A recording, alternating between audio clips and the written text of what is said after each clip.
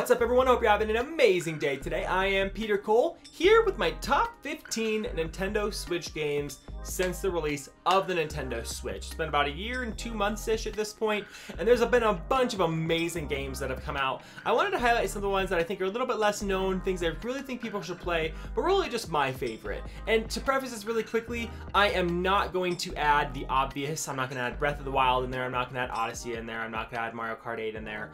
I don't want to add the very popular ones because obviously 10 out of 10 games are some of the best in the system. There's no reason. You guys all know how great those games are. There's no point in adding them. If you don't have Breath of the Wild, Mario Kart 8, Super Mario Odyssey, you're missing essential games on the Switch. So go pick those up.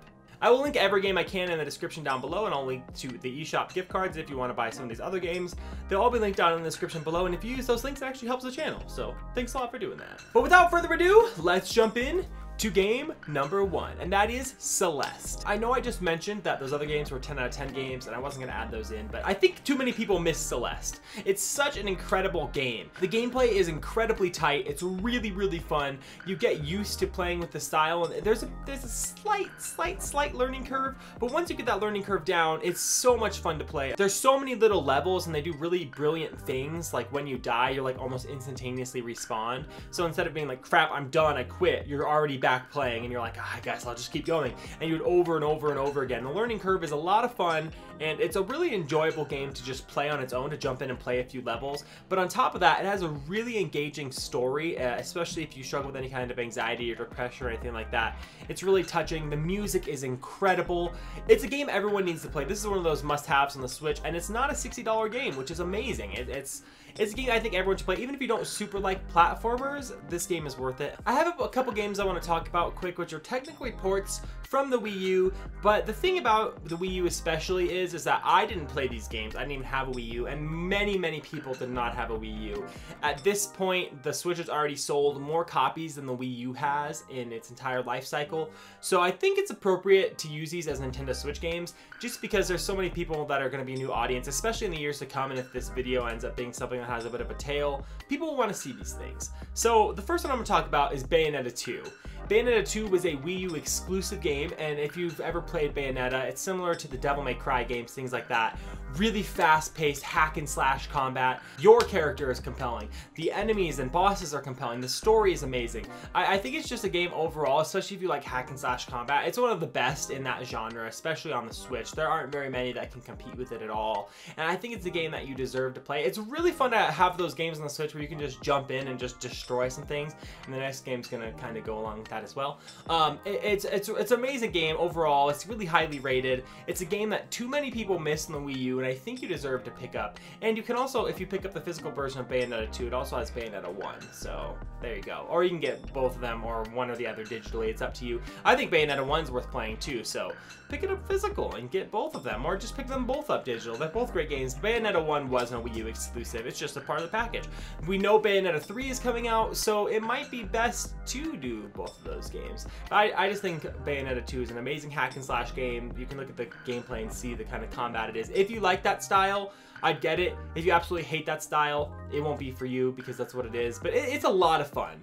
And like I said, to go along with it, I was actually deciding whether or not I wanted to put this game on the list, because I wouldn't consider it a super highly rated game. If I rated it, I might give it like an 8, 8.5, something like that. Like pretty good, but nothing blowing out of the park. But I'm putting it here for 2 reasons. First, it's Zelda. And second, for the same reason, I just love to jump in and hack and slash and destroy tons and tons of enemies. And that is Hyrule Warriors. This is in the Dynasty Warriors genre. You've probably seen these games in some form or another at some point. They're Dragon Quest Warriors and all this stuff. It's a game where you have all the different Zelda characters, not all of them, but many of them. And the goal of the game is you hack and slash and use these amazing combos and abilities that are insane, and you just destroy hundreds and hundreds and hundreds of enemies. As you can see from the gameplay footage here, this game is insane. It's super high octane. What's really cool about it is there's so many references to the Zelda games, and you get to see these characters and play as these characters. A, you never got to play as, and B, you see a side of them that you never would have seen in those regular traditional Zelda games. And I think that's a really cool thing. This is a game that's just fun to just romp around in. There's cool adventure modes, and there's a bunch of like little vignettes from the games and stuff like that. I guess you could kind of call them. They're not necessarily vignettes from the game, because you can't put the enemies. I don't know. They're cool. There's things from the games where they put maps that are based on the games and everything, and it's just a lot of fun. The music's good. The characters are really interesting. I just think this is one of those games that's just stupid fun, and it's not one of the best games ever, but it's a great game if you just want to get in and cause some mayhem and just, you know, get frustrated one day, you want to just punch someone, get in there and punch 10,000 enemies. It'll be worth it. Maybe that's not the best metaphor. I don't know. And the last Wii U port I want to talk about is Donkey Kong Tropical Freeze. This is one of the best platformers on the Switch, in the top 3 for sure. Donkey Kong Tropical Freeze is an absolutely amazing platforming game. If you like platforming, you owe it to yourself to play this game. If you've ever liked a Donkey Kong game, you owe it to yourself to play this game. The levels are so interesting and unique. It's beautiful. The music is really interesting. The different characters are fun to play as. Everyone has their own style, and some of them suck and some of them are good, you know, it's just how it is. They added Funky Kong to make the game easier because the game is actually pretty difficult. Similar to Celeste, it's a lot of fun, but there are some difficult sections.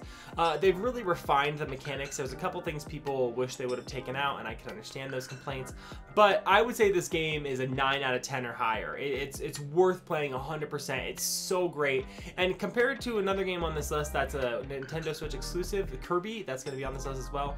I think this is better than that game. I think it's more enjoyable, but they're for different audiences, so you know, it is what it is. If you like platforming and you can look at the gameplay and say this looks even remotely interesting, get this game. It's worth it. So because I mentioned it, I wasn't actually planning on doing Kirby next, but I'm going to do Kirby next. It's pretty short. In my review for it, I said I did a buy, wait, for sale, or rent thing, and I kind of said rent in the case that you don't want to spend $60 in a game that doesn't have a lot of replay value. I feel that's kind of how Kirby is. Kirby has enough replay value with the different boss rush modes. I can say those words, it can happen.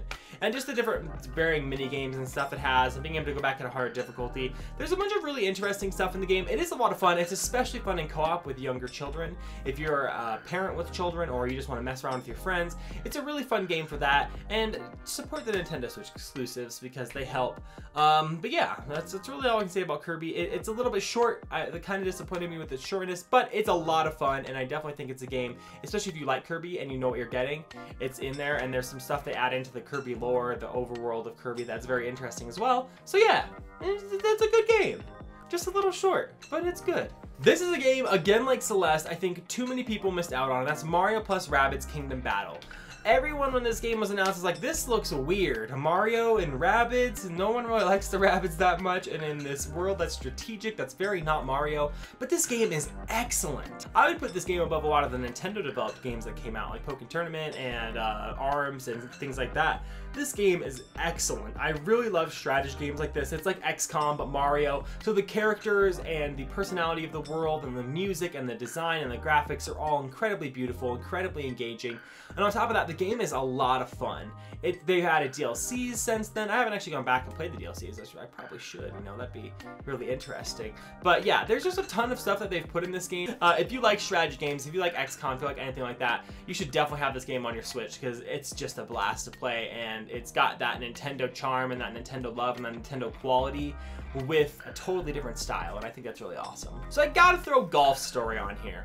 I'm not a golf person. I don't play, you know, these everybody's golf games and everything like that, like all of these popular golf games that come out. Golf Story is fascinating. The reason for that is because Golf Story, it's a golfing game, but it's also an RPG, and it's not golfing in the regular sense where you have a character and you've really got to factor in all these complicated things and it's complicated interface. Very simple game to play. It is kind of, some of the things get pretty difficult, some of the holes, and I did struggle a few times, but I picked it up as a person who never plays golf games, who's maybe played like 3 ever and never actually really played them. And I beat the game. I had a lot of fun with it. The game's awesome. I think especially if you like RPGs and you want something a little bit different and unique, that Golf Story might be the way to go. I was really surprised by this game and had a lot of fun with it. So I just look at the gameplay, you can see it. It's got a really interesting graphic style, and it's cool that it's got all these RPG mechanics on top of being a golf game. This is the kind of sports game that is for me. Just like the next game I'm going to talk about, where it puts sports into a way that gamers like, that are, if you're not a traditional sports person like I'm not, it really helps you to play and integrate into that sports thing.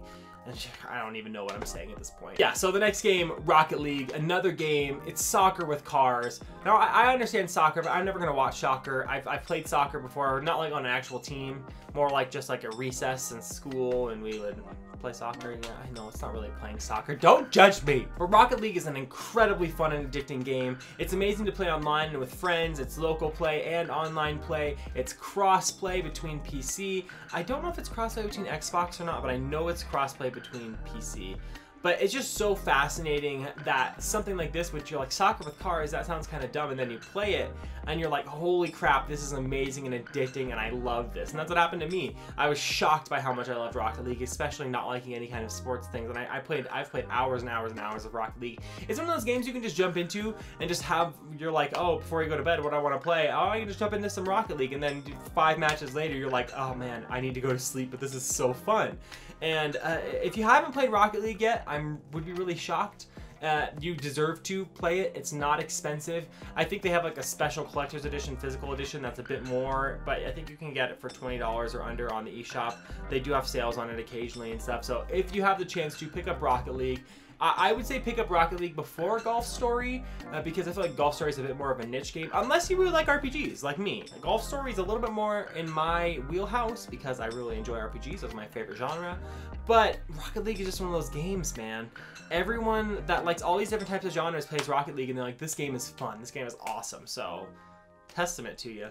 Rocket League's good. I almost feel like this next game was like my indie game of the year last year, and that is Steamworld Dig 2.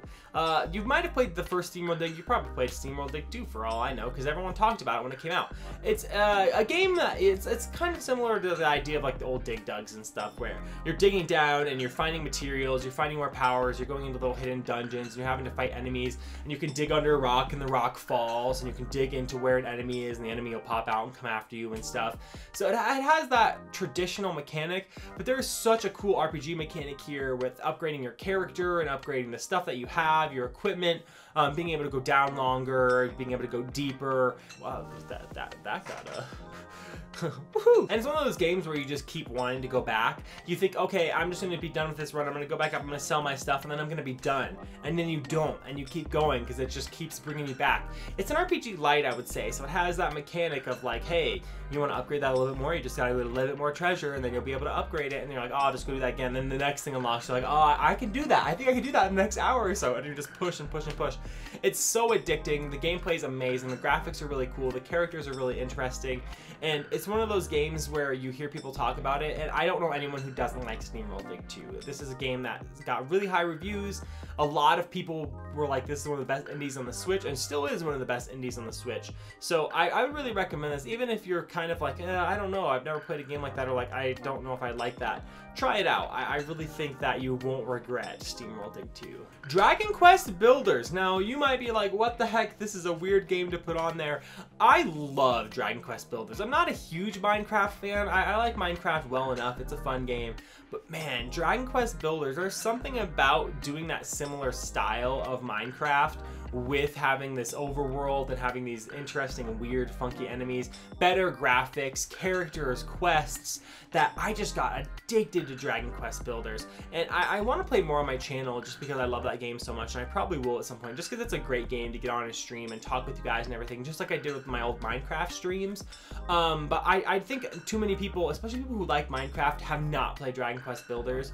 And it's a game that deserves to be played. It's not as customizable as Minecraft in the sense that with Minecraft you can literally just do anything you want anywhere. It's a little bit more controlled than that. Not a lot though. Like, you can basically build a lot, whatever you want, wherever you want, and it's pretty interesting. Like I said, there's a little bit more of like, your character can't just randomly do this stuff. You couldn't just like fly through the air and do some of the stuff you can do in Minecraft, but still, Dragon Quest Builders basically takes the Minecraft formula and says, we're going to add in a world with characters and a story and quests and upgrades and things like that on top of all of that. You can just go smack the ground and get materials and make stuff out of it. So I really love Dragon Quest Builders, and I think more people should try this game, especially if you like Minecraft. Thimbleweed Park. I've talked about this game. I believe it was in one of my top 10 eShop videos a while back. Thimbleweed Park is awesome. It's a point-and-click adventure game, a very traditional style. Back in the 80s, it's referencing, it's a crime, mystery, murder mystery? Is that how you say that? Is that the genre name? Murder mystery? I feel like it is. I'll put that video in the description and maybe in the comments down below.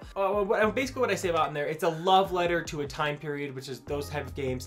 Any game that has a love letter to a time period, like I think I talked about Saturday Morning RPG in a recent video. Those games really get to me. I love when you can see that they took this, that there's a lot of research done and a lot of memories and nostalgia put into these games, and like look at this time period again, like you could go back and feel like you're reliving it, even in a weird graphic style that is definitely not super realistic in the sense that like Call of Duty is super realistic. So I think that's really cool, and I really loved this game. If you like point and clicks and you like those nostalgia filled things, and if you like murder mysteries, all of those are here in this game. It is incredible. I think it's why it was one of the first picks for limited run games to become physical, because it's an amazing game. So yeah, Thimbleweed Park, you like point and click adventure games, you owe it to yourself to play this one. And if you have, just play it again. Just try on your Switch and play it again. You know you want to. So of course I had to put this game on here because there's two reasons why I think it's really significant. The game is South Park: The Fractured Butthole, and the first reason I want to put this on here is because this is one of the most incredible licensed games, along with The Stick of Truth, that I've seen in a long time. There is so much love and passion put into these games, both on the development side, the game side, and the side of the creators, and the really being able to represent South Park in these games. The actors, the graphics, the story, the writing, everything is so South Park that when you play it, you're like, this is incredible. Like, I feel like I'm living in South Park. And it was the same way with the first game. They did change a lot with this game. They made it more of a strategic turn-based battle, which I actually like. I think it's very interesting how they ended up doing that. And they expanded it a little bit. The game's a little bit bigger. I just think that this game, especially if you're a South Park fan, this game is impeccable. Like, it's shocking how well they remade South Park into this game. And even just alone, even if you don't like South Park, just looking at this game and being able to say like, wow, this is the show. Like, it's so cool. And the second reason I wanted to bring it up is because I think these games need to be supported more. I think we need to show more support, more love by spending money on these games, because if this is the kind of stuff that we can get, my dreams of having another KOTOR come out that's the equivalent of those ones with that much love and that much lore and that much stuff put in can happen. Or my dreams of eventually having a Harry Potter game that is a legitimate Harry Potter game. Like, you feel like you're living in the world. Like, take this idea of how much love they put into South Park and put that into a Harry Potter thing. Even if it's not Harry Potter, I'll live in the Fantastic Beasts universe. I'll go to any of the different schools. Like, let me live in this magical universe, you know? And the same thing with something like Lord of the Rings. I mean, we've had some good Lord of the Rings games. I really liked the Third Age and stuff. Just let me live in that world. Let me do stuff like that. Like, it's the same reason why I supported Middle-earth Shadow of War, and Middle-earth Shadow of Mordor, because, man, those games, the same thing, are such great property games. While they're not the same because they took off Lord of the Rings so they could kind of be their own thing, they're the same, you know what I mean? So I think these games need to be supported, and we need to show them we want more games like this, because I love this. South Park is an incredible game for anyone who's played it, you'll know. So South Park, for multiple reasons, is a game you should pick up. This next game is a very controversial one. Some people I know hated it, and some people really loved it. Even some popular YouTubers were very conflicted on it. That's Xenoblade Chronicles 2. I love this game. I love this style. I'm totally okay with the combat being slow and it's just like an MMO where you go into battle and you click and then they're just kind of attacking and then you can choose to do your abilities and stuff like that. That's totally fine for me. I really like every kind of RPG basically. So I played through this game 100 plus hours and I loved it. And there's other people that played for 10 or 15 and were like, I hate this style. So it is something to consider. Maybe if you're looking at this game, you could look at some different gameplay of it, see what the game looks like, maybe look at some different reviews and see people's opinions, because there's some people that are very positive about it and some people that hate it.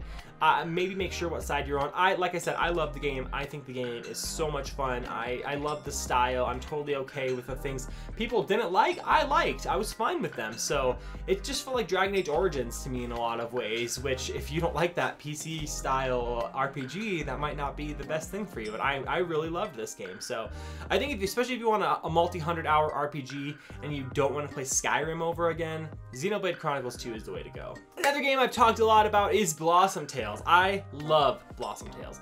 As I've talked about before, it's basically like a spiritual successor to A Link to the Past, I guess you could say, with the same style, the same look to it. It's got the same type of dungeons, and you can just see the gameplay. If you like A Link to the Past, which who didn't? You need to play Blossom Tales if you haven't already. This game is so much fun. I love having games like this where you can play it, and it's nostalgic at the same time that it's new. And it just adds that vibe of like, we loved A Link to the Past and we wanted to make another one. But obviously you can't take the Zelda trademark or you will get screwed. Nintendo has proven that time and time again. So they made Blossom Tales, and it's such an incredible game. Especially if you like this style, go ahead and pick this up. You won't regret it. And last but not least, a game that has been out on many consoles and PC and everything else, and that's very popular and everyone loves, and you've probably heard me talk about it a multitude of times, Stardew Valley. Stardew Valley, if you do not have this game, you should definitely get it. It is a massive RPG where you own a farm and you can grow your farm, you continue to customize things, you grow plants and trees and all this blah blah blah blah. But then there's also a big world to explore with tons of different characters. You can get married, create a life for yourself. It's kind of like a life simulator, except you can look at here, the graphics are different, it's top down, there's a lot to explore, there's dungeons and everything. So it's just, you will get sucked into Stardew Valley. If you want a game to get sucked into, Stardew Valley is that game. I've talked about this game so much, so I'm not going to keep talking about it too much. You've probably heard me talk about it in my other videos, but Stardew Valley is a great game. Anyone can play it, young kid, all the way to adult, everyone can enjoy it. I'm sorry for you if you are not playing Stardew Valley at this point. Anyway guys, this video has gone on for a freaking long time. I just had to get all these games in. I really want to talk about them, especially with the Switch being over a year old now. I just want to talk about my favorite games. Obviously, like I said at the beginning, shout out to Odyssey, Breath of the Wild, Mario Kart 8, all of those, Splatoon 2, all of the main games. We had to throw those in there, of course. But I just love the Switch so much, and I wanted to give a shout out to some of the great games on it that I look back through my list and I'm like, I loved that game, or like, this game really meant a lot to me. So I hope you enjoyed the list. Let me know if I left out any and what your favorite Nintendo Switch games are down in the comments below. I'd really appreciate your opinions, and if you guys have any other topics or videos or things you'd like me to do, let me know in the comments below as well. Anyway guys, if you're new to the channel, make sure to hit the subscribe button. I post multiple videos a week, and whether you're new or not, hit the notification bell so you can be notified of all my future videos, and don't forget to give that like button some love. Thank you guys so much for watching. Let's continue creating the greatest community in the world. I'll see all you guys in my next video.